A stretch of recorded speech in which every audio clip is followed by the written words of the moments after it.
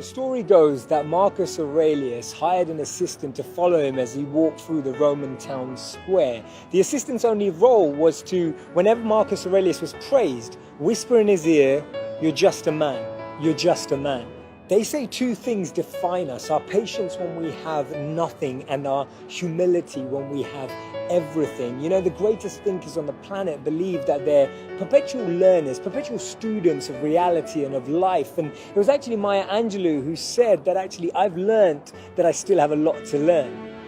The person that we will become in 5 years is defined by the people that we spend time with today and the books that we read today. That's why who we associate with, who we spend time with, who we absorb our energy with will really define what's on our mind. And often what limits our learning is that we believe we already know. We believe that we already have knowledge. We already believe that we have the answer. But actually opening up ourselves to learn from the people around us, selectively choosing people who can be guides and wise advisors.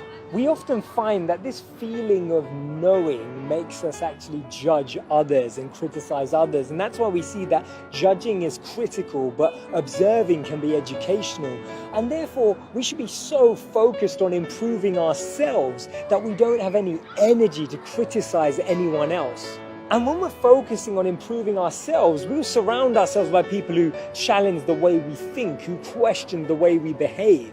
And that's why if you're looking around and you find yourself being the smartest person in the room, change rooms, you're in the wrong one. You want to be around people who lift up the way you think, who lift up your mindset, who really take you to new dimensions and horizons that you could never ever imagine yourself.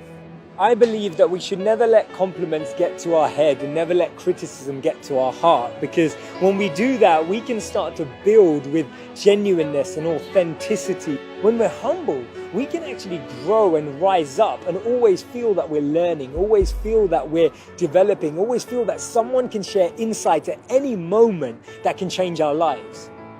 Have you ever found it that similar situations keep coming into your life and actually nothing ever goes away until it teaches you what you needed to learn? So when we don't extrapolate lessons from situations, we have to take that test again. We almost have to learn that lesson again, and therefore simultaneous or repetitive situations keep approaching us in our lives.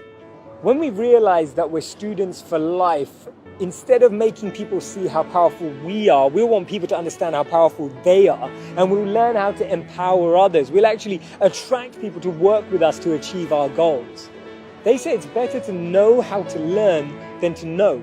Because when we know how to learn, it becomes a habit, it becomes part of our mindset, it becomes a part of the way that we daily navigate life. We're trying to draw lessons from every person, every situation, every interaction, every moment that can actually teach us something about ourselves, teach us something about society, teach us something about our world, teach us something about how we can interact with that space. And that's why Brian Herbert said, the capacity to learn is a gift, the ability to learn is a skill, but the willingness to learn is a choice.